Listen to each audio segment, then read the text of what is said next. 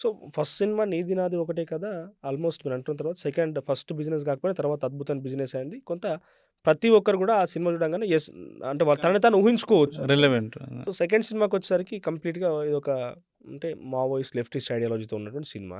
So, నాకు తెలిసి ఏదో మీరు దీని మీద రిసర్చ్ కూడా చేసిర్రు అన్నట్టుగా తెలిసింది. సో, ఈ సినిమాల్ని చాలా తక్కువ మంది చూజ్ చేసుకుంటారు. దట్ టూ తెలంగాణలో మీరు చూసిన సినిమాలలో మన 'భూపాలపల్లి', 'వరంగల్ అడవులల్లా', లేకపోతే 'ములుగు అడవులల్లా', 'రవణ' అని ఒక పాత్ర, 'వెన్నెల' అని ఒక పాత్ర. ఇవన్నీ పెట్టి తీయడం అంటే ఇది కనెక్ట్ అయితది పబ్లిక్ అనుకున్నారా ఉన్న సిట్యుయేషన్‌లో? అంటే ఒకటండి యాక్చువల్ అది ఆహ్, 90స్‌లో ఉండే ఒక పొలిటికల్ కాంటెక్స్ట్ బ్యాక్‌డ్రాప్‌లో చేసిన ఒక లవ్ స్టోరీ. సో, ఇప్పుడు ఆ పొలిటికల్ కాంటెక్స్ట్, ఆ రాజకీయ సందర్భం ఇప్పుడు లేకపోవటం వల్ల యూత్‌కి కొంత డిస్‌కనెక్టింగ్‌గా అనిపిచ్చింది. హ్మ్. అంటే ఇంకొకటి మేము రిలీజ్ చేసిన టైము అది కోవిడు. హ్మ్. కోవిడ్ అయిపోయింది అప్పుడే. అది ఎగ్జామ్స్ పిల్లలకి ఆ టైం గూడా ప్రాపర్‌గా చేయలేదు. నైజాంలో బాగా చేసింది. హ్మ్. ఏది విరాటపురము. అటువైపు చేయలేదు. బట్ నెట్‌ఫ్లిక్స్ రిలీజ్ అయిన తర్వాత హ్యూజ్ రెస్పాన్స్. Huge response. అవును. Huge response. One of the best films in 2022 వాళ్ళు వేశారు. వాళ్ళు ఆల్రెడీ ఒకటి రిలీజ్ గూడా చేశారు. హ్మ్. అంటే ఇది బాగా వర్కౌట్ అయిన సినిమా అది. నేను గూడా అనుకోకుండా నేను మళ్ళీ మీతో మాట్లాడతాను, ఇంటర్వ్యూ తీసుకుంటాను ఎక్స్‌పెక్ట్ చేయలేదు. బట్ 2 డేస్ బ్యాక్ నేను గూడా నెట్‌ఫ్లిక్స్‌లో ఈ సినిమా చూసిన. హుహు. అంటే నేను ఎక్కువగా చూసి అరే! మళ్ళీ మళ్ళీ చూడాలనిపించిన సినిమా దాంట్లో ఒక టాప్ 10లో 'విరాటపురం' ఉంటదేమో. అవునవును. ఎందుకంటే దాని మ్యూజిక్కు, బ్యాక్‌గ్రౌండ్ స్కోర్, నేచురాలిటీకి చాలా దగ్గరగా ఒకప్పుడు ఎట్లా ఉండే, లేకపోతే మన ఫ్యూచర్ ఫర్దర్ అంటే ప్రీవియస్ జనరేషన్స్ ఎట్లా ఫేస్ చేసినాయి నిజంగానే ఈ దురహంకారం ఇవన్నీ కనిపించినాయి. ఎందుకంటే నేను కూడా ఆ ప్రాంతానికి సంబంధించిన కోల్ బెల్ట్ ఏరియా కాబట్టి. అవును. ఎట్లా అంటే అప్పటికే 'రానా' తర్వాత 'సాయి పల్లవి' ఒక మంచి ఆహ్, స్టార్‌డమ్ ఉన్న వ్యక్తులుగా ఉన్నారు. ఎట్లా అప్రోచ్ అయ్యారు? వాళ్ళు ఎట్లా యాక్సెప్ట్ చేసారు? ఈ టైప్ ఆఫ్ కంటెంట్‌కి. ఎక్కువగా ఇప్పుడు 'రానా' సినిమాలు చూసిన 'బాహుబలి' అంటే చాలా పెద్ద ఎలివేషన్స్ ఉంటాయి. తర్వాత అంటే మీరు 'రానా' గారి తీసిన సినిమాలన్నీ మీరు చూస్తే హ్మ్. ఒక మంచి కంటెంట్ బేస్ కథా బలమైన సినిమాలే చేశాడు. హ్మ్. ఇంపార్టెంట్ సినిమాలు చేశాడు. హ్మ్. అవి అతను చేసిన సినిమాల్లో కొన్ని ఆడొచ్చు, ఆడకపోవచ్చు. కానీ తర్వాత విషయం గానీ, హ్మ్. చేయటం అనేది చాలా ఇంపార్టెంట్. హ్మ్. అతను ఏ హీరో చేయనన్ని ఆహ్, డిఫరెంట్ రోల్స్ అతను చేశాడు. హ్మ్. అంటే ఒక నక్సలైట్ క్యారెక్టర్ చేశాడు. ఓకే. ఒక లీడర్ క్యారెక్టర్ చేశాడు. ఒక 'బాహుబలిలో' రాజు కింగ్ క్యారెక్టర్ అవును. చేశాడు. అవును. అండ్ ఇట్లా రకరకాల పాత్రలు. ఆయన ఒక పొలిటికల్ లీడర్ క్యారెక్టర్ చేశాడు. 'నేనే రాజు నేనే అవును. అవును. మంత్రి.' ఇట్లా ఇప్పుడు 'కాంతా' గూడా ఒకటి డిఫరెంట్ క్యారెక్టర్ అవును. చేశాడు.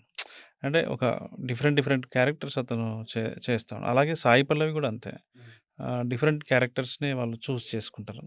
అలా వాళ్ళకి ఈ కథ కనెక్ట్ అవ్వటము, హ్మ్. వాళ్ళు ఒప్పుకోవడము అంతా జరిగింది. హ్మ్. Yeah! So, real life incident అని చెప్పిర్రా వాళ్ళకప్పుడు? అప్పుడు కథ చెప్పినప్పుడు వాళ్ళ రియాక్షన్ ఏంటి? బాగా రియాక్ట్ అయ్యారు. అంటే షాక్ అయ్యారు. అరే! ఇలా జరిగిందా అని. సో, చాలామందికి నాకైతే తెలుసుకోవాలనుంది మీ హిస్టరీ గురించి. వరంగల్‌లో ఉన్నటువంటి వేణు అడుగుల ఈరోజు టాలీవుడ్ ఇండస్ట్రీలో ఒక 2 సినిమాలు తీసిండు. ఒక సినిమా ప్రొడ్యూసర్. త్వరలో యువి క్రియేషన్స్‌తోని ఇంకో సినిమా రాబోతుంది. ఎట్లా స్టార్ట్ అయిందన్న జర్నీ?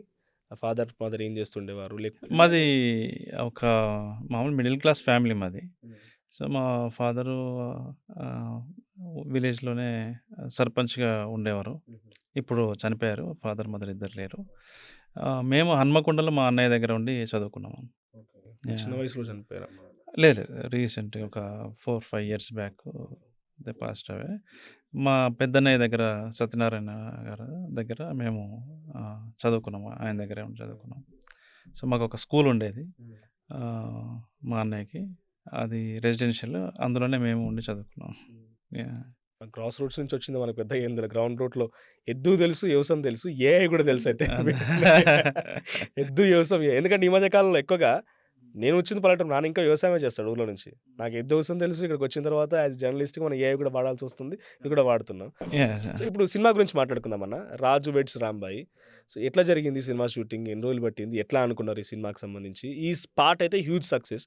సో, అంతకంటే ముందు మీరు తీసిన 'విరాటపురంలో' కూడా మన తెలంగాణ ఉద్యమం పాడినటువంటి కళాకారులు వీళ్ళే ఉన్నారు. ఇప్పుడు 'మిట్టపల్లి' రాసిన లిరిక్స్ కూడా ఆయన కూడా తెలంగాణ ఉద్యమంలో అనేక పాటలొచ్చిండు. కరెక్ట్. So, correct. అలాంటి వాళ్ళని ముందుకు తీసుకొచ్చి మీరు సినిమాల్లో పాటలు రాయించి అద్భుతాలు క్రియేట్ చేయగలుగుతున్నారు. ఎట్లా అనిపించింది ఈ వీళ్ళతో వర్కింగ్ అనేది? So, music Suresh Bobbili music. హ్మ్. అతను 'విరాటపురం' అతనే చేశాడు. హ్మ్. నా ఫస్ట్ ఫిల్మ్ 'నీది నాది ఒకే కథ' అతనే చేశాడు. హ్మ్. 'జార్జ్ రెడ్' అతనే చేశాడు. హ్మ్. ఈ మధ్యలో హిట్ అయిన 90s కూడా అతనే చేశాడు. ఇలా అతనికి చాలా మంచి పేరు వచ్చింది మ్యూజిక్ డైరెక్టర్‌గా. మిట్టపల్లి సురేందర్ కూడా అద్భుతమైన లిరిసిస్ట్. అద్భుతమైన లిరిసిస్ట్.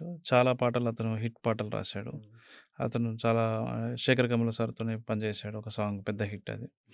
అలాగే నా 2 సినిమాలకు కూడా ఆయనే రాశాడు. దీనికి కూడా మొత్తం టోటల్ సాంగ్స్ అన్నీ కూడా ఆయనే రాశాడు. ఒక కంఫర్ట్ ఉంటది ఫస్ట్. వాళ్ళకి నాతో కంఫర్ట్ ఉంటది. నాకు వాళ్ళతో కంఫర్ట్ ఉంటది. మిట్టపల్లి సురేందర్ అంటే ఆయన సాహిత్యాన్ని నేను ఇష్టపడతాను. లిరిక్స్‌ని వాటిని మీద నాకు కొంత అంటే మంచి సాహిత్యపరంగా ఉండాలి పాట అనే దాని మీద నేను ఎక్కువ ఆలోచిస్తా. అది ఆయనకి ఇష్టం. రెగ్యులర్‌గా ఏదో మామూలు పదాలు కాకుండా అర్థవంతమైన పాట రాయడం ఆయనకిష్టం. అలా ఇద్దరికీ కనెక్ట్ అయింది మాకు బాగా. ఇక మీరు సినిమా షూటింగ్ వచ్చి మేము మహబూబాద్ ఏరియాలో మేము చేసాం. అదొక రిమోట్ ఏరియా. అంటే ఏమాత్రము రవాణా సౌకర్యం లేని ప్రాంతం. ఎక్కడ కూడా సరైన భోజనం దొరకని హోటళ్ళు ఉండని ప్రాంతము. గట్టిగా వానొస్తే వరదలొచ్చే ప్రాంతము. కరెంటు సరిగ్గా ఉండని ప్రాంతం. గుండు పిన్ను కావాలన్నా లొకేషన్ నుంచి 10 కిలోమీటర్లు వెళ్ళాల్సిన ప్రాంతం. అక్కడికి వెళ్ళి మేము షూటింగ్ చేసాం. ఎందుకంటే ఒక రియాలిటీ ఉండాలి. ఇప్పుడు మామూలుగా మన తెలంగాణలో కూడా ఎక్స్‌ప్లోర్ చేయబడని అనేక ఊర్లున్నాయి. అనేక లొకేషన్స్ ఉన్నాయి. అంటే ఆ లొకేషను చిన్నపాటి అరకులాగా ఉంటుంది. ఇంకా చెప్పాలంటే డార్జిలింగ్‌కి వెళ్ళినట్టుగా ఉంటుంది. తెలంగాణలో అటువంటి లొకేషన్ ఉంది. ఉన్నాయి. చాలా ఉన్నాయి. గుట్టల మధ్యల, లోయలల్లో అదెక్కడో కాదు 200 కిలోమీటర్ల దూరంగానే. హైదరాబాద్ నుంచి. చిన్న గూడెం అది. ఆ గూడెంలో ఇందిరమ్మ ఇండ్ల గూడెం అది. ఆ ఇందిరమ్మ ఇండ్ల మధ్యలో జరిగే ఈ కథ కాబట్టి. కానీ జనరల్‌గా మీరు డైరెక్టర్ కదా! 2 సినిమాలు డైరెక్షన్ చేసిర్రు కదా! ఇప్పుడు ప్రొడ్యూసర్‌గా ఉన్నారు కదా! సాయి కంపేట్ కొత్త డైరెక్టర్. ఇప్పుడు ఇన్వాల్వ్‌మెంట్ కాలే మీరు? అట్లా ఇట్లా అనేది. జనరల్‌గా అలా వేరే వాళ్ళైతే ఇన్వాల్వ్ అవుతారనే నేను ప్రొడ్యూస్ చేశా. ఓకే. ఈ కథని సాయిలు కంపాటి ఎలా అయితే న్యాచురల్‌గా, నిజాయితీగా అలా చెప్పాడో, ఒక ఇన్నోసెన్స్ కనపడింది నాకు.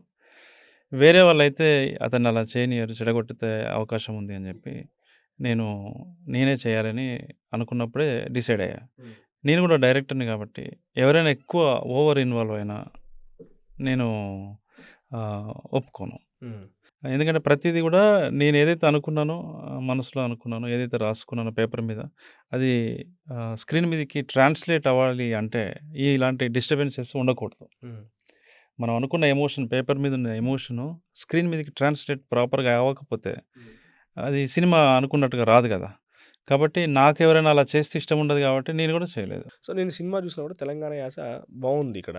'రవణ' సినిమాలో మనటే 'విరాటపురంలో' తెలంగాణ యాస ఉంటది. సో, నేను పర్సనల్‌గా హర్ట్ అయింది ఏంటంటే, నేను మనం ఒక ప్రాంతానికి సంబంధించింది కాదు, నాకు తెలంగాణ కొంచెం అభిమానం ఎక్కువ. ఉంటుంది. మన యాస ఇవన్నీ పర్ఫెక్ట్ ఫాలో అవ్వాల్సిందే. రీసెంట్‌గా వచ్చిన కొన్ని సినిమాల్లో యాసని కూనీ చేస్తున్నారు.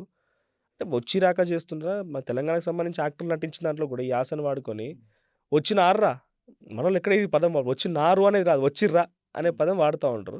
ఇట్లా కొన్ని కూనీ అవుతూ ఉంటాయి తెలంగాణ యాస చూసినప్పుడు. ఒక తెలంగాణ వ్యక్తిగా, ఒక డైరెక్టర్‌గా అలాంటి సినిమాలు ఎప్పుడైనా చూసారా? మీకు కంటపడ్డాయా? ఈ తెలంగాణ యాసను కూనీ చేసి. ఇప్పుడు తెలంగాణలో కూడా తెలంగాణ యాక్సెంట్‌లో తెలంగాణ లో రకరకాల యాక్సెంట్స్ ఉన్నాయి. ఉన్నాయి. కరీంనగర్ నార్త్ తెలంగాణ ఒకటి, సౌత్ ఒకటి, హైదరాబాద్‌లో ఒకటి మాట్లాడుతూ ఉంటారు. కానీ ఎక్కడ రాని భాష ఏపీ స్లాంగ్‌ని కొంత తెలుగు సంస్కృతం స్లాంగ్‌ని కలిపి ఒకటి కొట్టేసి అయిపోతుంది. జరుగుతుంది. అంటే కొంతమంది అలా పనిగట్టుకొని ఎవరు అట్లా చేయరు. అంటే రాని వాళ్ళని ప్రయోగించడం వల్ల కొన్ని డిఫాల్ట్స్ వస్తున్నాయి. కొంచెం అవగాహన లేక జరిగే పొరపాట్లు తప్ప తెలంగాణ వాళ్ళకి యాక్సెంట్ అంటే చాలా ఇష్టం కాబట్టి ఎవరైనా తెలంగాణ యాక్సెంట్ తెలవనోళ్ళు చేసినప్పుడు జరిగే అది. ఇప్పుడు ఎట్లా ఫీల్ చేసింది మరి ఆర్టిస్ట్ రాజమండ్రి రామ కదా! తనకు డబ్బింగ్ తనతోనే వచ్చిందా? తనే చెప్పాడు. Very intelligent. ఈ స్లాంగ్‌కి అలవాటు పడడం లేకపోతే ఈ బేస్డ్ ఉంది కాబట్టి. ఇంకోటేందంటే అది ఆ మహబూబాద్, ఖమ్మం దగ్గరగా ఉండే యాస అది. Bit easy. వాళ్ళకి ఏపీ బార్డర్ కొంచెం ఈజీగా ఉంటుంది. కొంచెం ఈజీ.